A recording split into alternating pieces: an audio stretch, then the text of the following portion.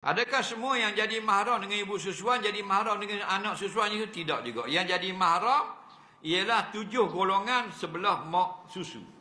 Dan sebelah menyusu anak tu seorang saja. Nabi kata yahrumu bir radha'ah ma yahrumu bin nasabi. Jadi haram dengan sebab menyusu, apa yang haram dengan sebab nasab keturunan. Okey, kita bilang yang keturunan dulu. Keturunan kita berapa orang yang haram dengan kita? 7 golongan. Ni nak bilang Nombor 1, mak kita dan ke atas.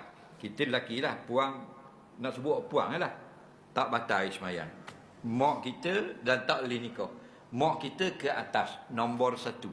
Nombor 2, anak perempuan kita dan ke bawah. Okey. Nombor 3, adik-beradik perempuan kita. Faham lagi? Nombor 4, mak saudara sebelah ayah kita.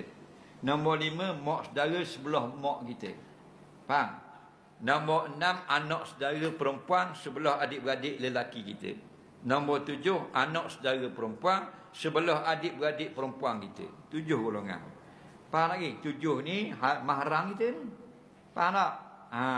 Lepas pada anak saudara, siapa dia? Sepupu. Tu bukan mahram, boleh nikah.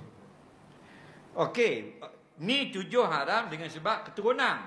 Bila berlaku penyusuan, 7 juga haram. Belah mana 7?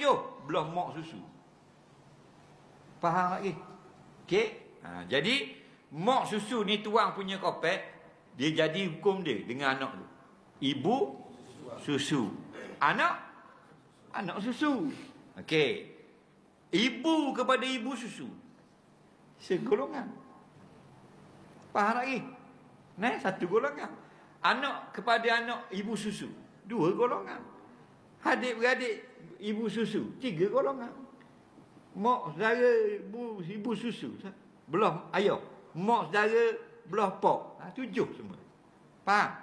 Tapi budak ni seorang yang ngopek ni seorang ni. Adik-beradik budak ni yang duduk Kuala Lumpur tak ada kena-kena. Faham lagi? Dia seorang ni, jadi keluarga ni. Faham tak? Tapi bukan mahram semua benda. Mahram tidak batal wuduk bersentuhan, tidak mengapa duduk berduaan. Aurat masalah sama seperti mahram. Haram nikah, tapi saka tak makan. Tak ada saka, okey?